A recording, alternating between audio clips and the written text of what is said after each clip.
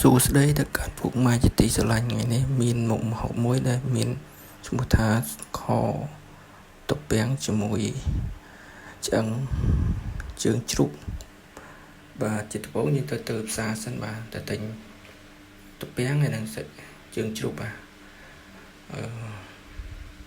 បន្ទាប់មកយើងមកផ្សារវិញយើងត្រូវការហាន់តុពាំងហ្នឹងបាទពុះតុពាំងហ្នឹងពុះវាបកវាស្អាតបាទបកវាស្អាតទៅបកវាស្អាតបាទទៅយើងទុកវាម្ដងចិត្តវាយកដល់ណាខ្ចីបាទចិត្តជាកង់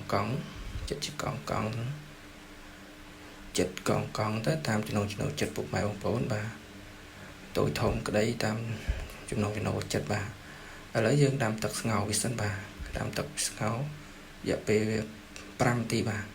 ដើម្បីវាកាត់ជាខាមបាទហើយយើងកុំភ្លេចបង់អំបិលតិចផងបាទដើម្បីវាឲ្យវាកាន់តែជាតិខាវាហាឡើងហើយតោះមកយើងស្វាន់ត្រង់ចុកនេះមកហូបតែយើងគ្រឿងផ្សំបាទមានបច្ចេកមានស្ករមាន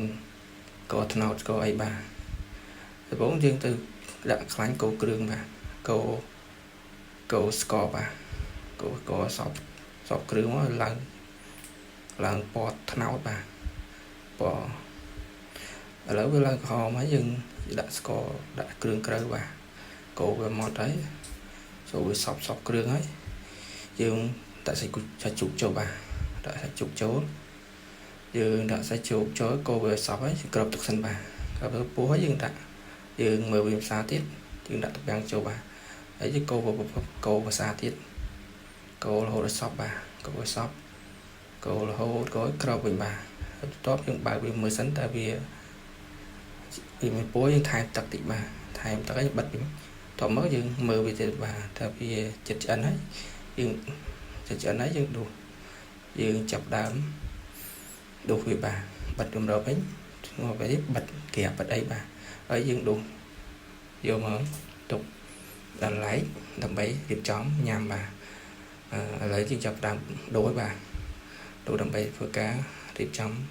ញ៉ាំបាទបាទយើងចាប់ដើមញ៉ាំបាទអរគុណអូមាត់ដល់កមាត់អូជាវិជាតិដល់កជាតិនោះជាតិអូឆ្ងាញ់ដល់កដាក់មួយចឹងដាក់បំពុកមួយ